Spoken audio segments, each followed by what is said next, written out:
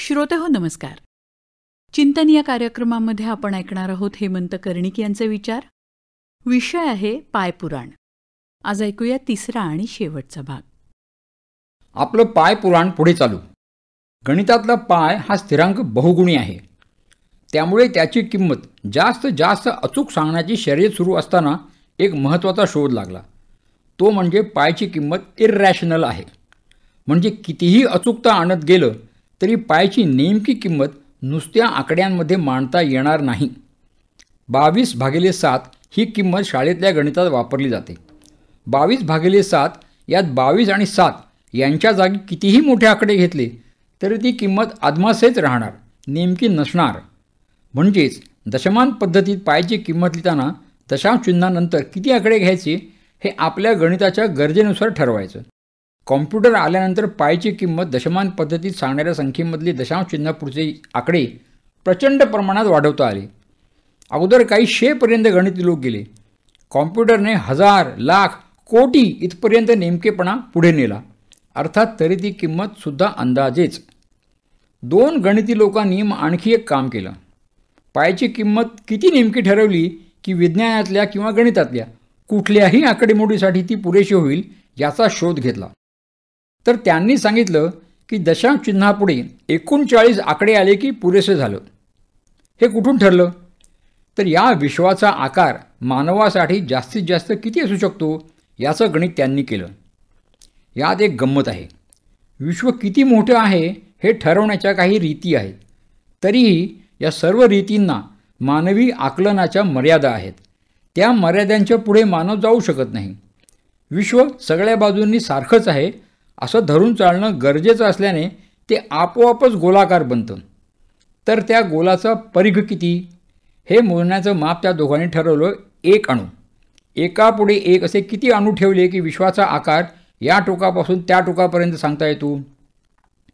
हे ठरवण्यासाठी अर्थातच पाय लागणार.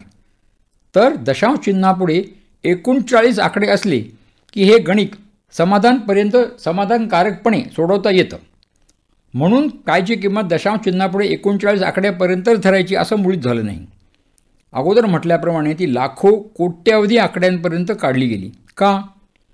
एक सोपं कारण विक्रम करण्यासाठी. मग तो विक्रम मोडून नवा विक्रम करण्यासाठी.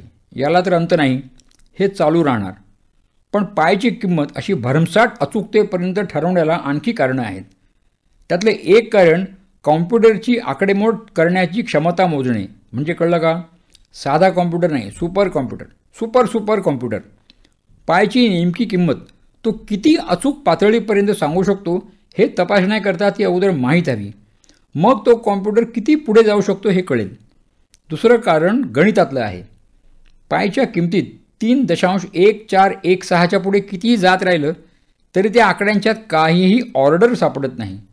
ते आकडे रँडमच राहतात. उदाहरणार्थ 10ला 3ने भागा आणि उत्तर दशांश चिन्ह वापरून लिहा. 3.3333 असं अनंत काळ लिहित राहावं लागेल. 10ला 7ने भागा.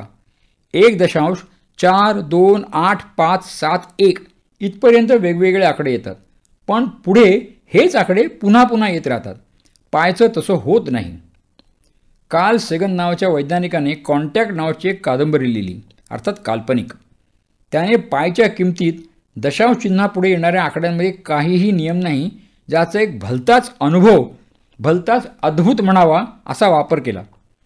पुढे जाताना वाटेल ते आकडे येत असतील आणि असं अनंत काळ चालू राहणार असेल तर आपण आपल्या लहरीनुसार कुठलेही आकडे गेले तरी ते केव्हा ना केव्हा येणारच.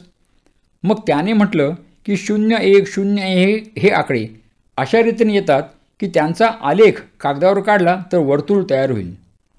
हे नाकारता येत नाही, कारण अनंत काळ चालू राहणारे अनियमित आकडे असं म्हटलं की अनंतात सर्व काही येऊ शकतं. अगदी एखादा आकडा 10 वेळा 100 वेळा एकामागोमाग येऊ शकतो. तसंच हे. तर वर्षाच्या 7व्या महिन्यातला 22वा दिवस पाय दिन मानला जातो. त्या पाय दिनानिमित्त हे पायचं कौतुक.